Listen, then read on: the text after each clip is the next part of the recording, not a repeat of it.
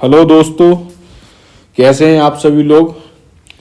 आज हम पॉलिटी के सेकंड पार्ट यानी कि जो हम पढ़ रहे थे भारतीय संविधान का विकास कैसे हुआ, इसके ऊपर एक पार्ट मैं बना चुका हूं जिसका लिंक मैं आपको इस वीडियो के डिस्क्रिप्शन में दे दूंगा। कुछ थोड़ी सी चर्चा कर ली जाए उस टॉपिक के ऊपर ही कि जो भारत में संविधान का विकास प्रारंभ हुआ तो अंग्रेजों ने 1757 में प्लासी का युद्ध जीता, प्लासी का युद्ध, और 1764 में बक्सर का। इसके बाद इन्होंने क्या किया, अपना शिकंजा कसना स्टार्ट कर दिया और धीरे धीरे भारत के अंदर अपनी कंपनी द्वारा पारित कानून लागू करना शुरू किया, जिसमें कुछ प्रमुख की मैं बात कर चुका हूं पिछली वीडियो में। सन 1773 का रेगुलेटिंग एक्ट, रेगुलेटिंग एक्ट। इस एक्ट में मैंने आपको बताया था कि बंगाल का जो गवर्नर पद था उसका नाम बदलकर क्या कर दिया, गवर्नर जनरल। ठीक है, और पहला गवर्नर जनरल कौन बना था, हमारा वॉरेन हेस्टिंग, है ना, गवर्नर जनरल। गवर्नर का पद चेंज किया बंगाल का और नाम रख दिया गवर्नर जनरल, और पहला गवर्नर जनरल जो हुआ वो था वॉरेन हेस्टिंग। ठीक है, थोड़ी सी सुर्खियां पिछली देखते हुए चलेंगे जिससे कि आज जो नए बच्चे आए हैं उनको भी पता चल जाए। और क्या हुआ था, मेन इंपॉर्टेंट चीज, 1774 ईस्वी में सुप्रीम कोर्ट की स्थापना हुई थी। सुप्रीम कोर्ट कहां पे, कलकत्ता में, कलकत्ता में, जिसके जो न्यायाधीश चुने गए वो कौन थे, chief justice Elijah Impey, Elijah Impey. ठीक है, इसके बाद 1784 में पिट्स इंडिया एक्ट आया। उसका काम क्या था, रेगुलेटिंग एक्ट में कुछ कमियां थी उनको सुधार करने के लिए। ठीक है, और उसके बाद हमारा सबसे मेन है 1853 का चार्टर एक्ट, सिविल सर्विस प्रारंभ हुई। ठीक है, और 1861 में भारतीयों को शामिल किया जाने लगा था। आज हम आगे चर्चा करते हैं 1892 से। ठीक है, जिसने भी पिछली वीडियो ना देखी हो वो चैनल पे जाके वॉच कर सकता है। तो आगे जो हम बात करेंगे 1892 से। 1892 में भारत परिषद अधिनियम आया, भारत परिषद अधिनियम।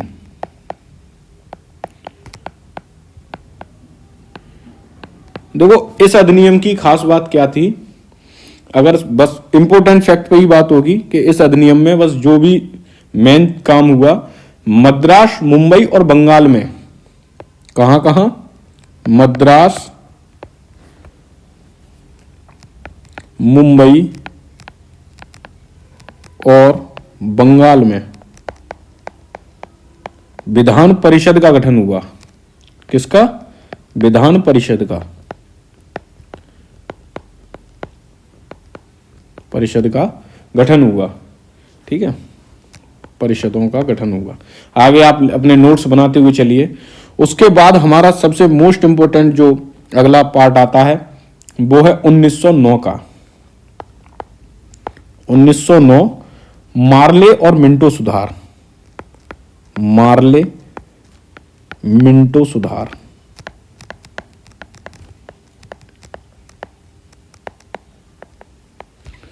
देखो, मार्ले मिंटो सुधार में क्या हुआ, सांप्रदायिक निर्वाचन के जनक अगर किसी को कहा जाता है तो वो लॉर्ड मिंटो को कहा जाता है। अच्छा, इसमें एक चीज मैं आपको और बता दूं, उस टाइम जो एक दो पद सृजित हुए थे उसमें भारतीय सचिव कौन थे, भारतीय सचिव, भारतीय सचिव का पदभार संभाल रहे थे हमारे मार्ले। ठीक है, और मिंटो उस टाइम कौन थे, मिंटो थे उस टाइम भारत के वायसराय, वायसराय। ठीक है, ये आपको याद रखना है, मार्ले मिंटो। तो मार्ले जो थे भारतीय सचिव और मिंटो वायसराय थे। मुस्लिम के लिए अलग निर्वाचन मंडल का गठन हुआ इस टाइम पीरियड में। मुस्लिम के लिए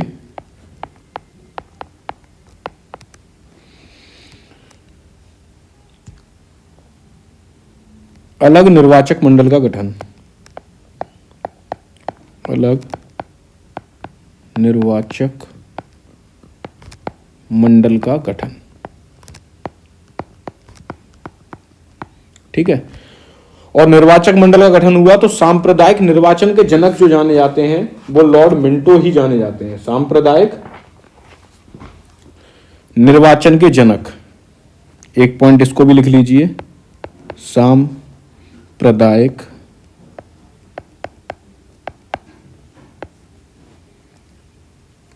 निर्वाचन के जनक।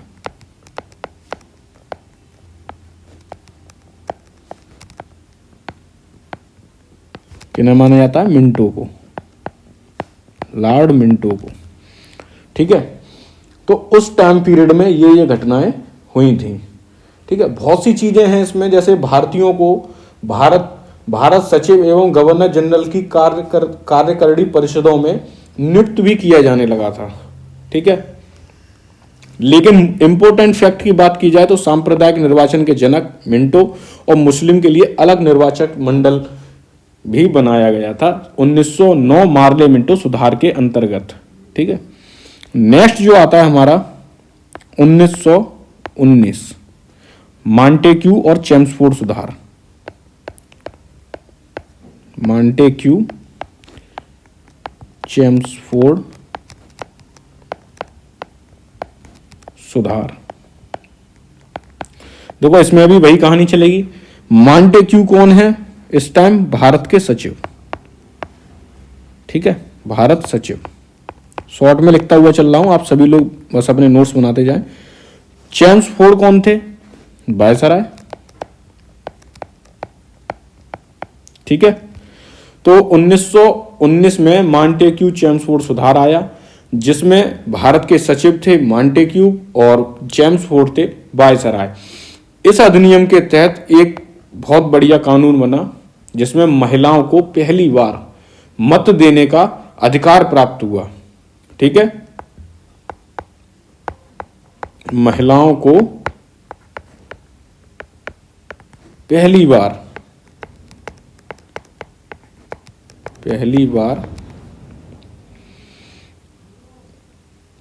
मताधिकार प्राप्त हुआ। ठीक है, देखो ज्यादा बड़ा और इसको ज्यादा लेंदी करने से कोई फायदा नहीं है, एग्जाम पॉइंट ऑफ व्यू से बिल्कुल सटीक जानकारी मैं आपको प्रोवाइड करा रहा हूं। उसके बाद सबसे इंपॉर्टेंट 1935 का भारत शासन अधिनियम। भारत शासन अधिनियम।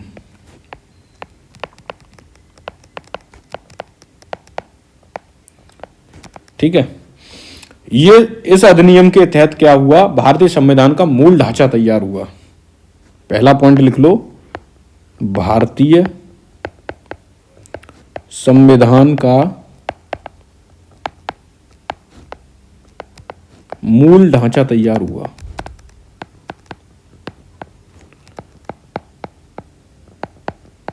ये अभी तक जो हम पढ़ते आ रहे थे कि भारतीय संविधान का विकास कैसे हुआ, तो धीरे धीरे इस प्रकार भारतीय संविधान का मूल ढांचा तैयार हुआ, जिसमें 321 अनुच्छेद या आर्टिकल, ठीक है, और 10 अनुसूचियां थी। 10 अनुसूचियां वर्तमान में कितनी है वो आप सभी लोग मुझे कमेंट करके बताएंगे। ठीक है, दूसरा मोस्ट इंपोर्टेंट काम क्या हुआ कि 1935 में ही 1935 में दिल्ली में सुप्रीम कोर्ट की स्थापना हुई। सुप्रीम कोर्ट की स्थापना हुई। ठीक है, इससे पहले सुप्रीम कोर्ट कहां स्थापित हुआ था आप सभी को पता ही है। सन 1773 के रेगुलेट एक्ट के तहत सन 1774 ईस्वी में सुप्रीम कोर्ट की स्थापना कलकत्ता में हुई थी, जिसके पहले चीफ जस्टिस कौन बने थे? Elijah Impey. आप सभी को याद रखना है, ठीक है। उसके बाद 1935 में दिल्ली में सुप्रीम कोर्ट की स्थापना हुई। भारतीय मुद्रा कोष की देखरेख के लिए सन 1935 में ही आरबीआई की स्थापना हुई। किसकी? Reserve bank of India, RBI की स्थापना हुई। चौथा पॉइंट आपको याद रखना है कि अखिल भारतीय संघ की स्थापना, अखिल भारतीय संघ की स्थापना, ठीक है। अखिल भारतीय संघ की स्थापना की, जिसमें आपके 11 ब्रिटिश प्रांत थे, 11 ब्रिटिश प्रांत और 6 कमिश्नरी क्षेत्र थे, कमिश्नरी क्षेत्र थे, ठीक है। इतना सब हुआ तब जाके हमारे भारत को संविधान, अब क्या होगा इसके अगली वीडियो में मैं आपको बताता हूं। संविधान की मांग की प्रक्रिया स्टार्ट होगी, ये संविधान की मांग कैसे हुई। यहां से तो मूल ढांचा बनना तैयार हुआ, लेकिन मांग की प्रक्रिया कहां से स्टार्ट हुई थी उसकी चर्चा हम अपनी नेक्स्ट वीडियो में करेंगे। आज के लिए इतना ही। अगर वीडियो अच्छी लगी हो तो ज्यादा से ज्यादा शेयर करें, चैनल को सब्सक्राइब जरूर करें। धन्यवाद।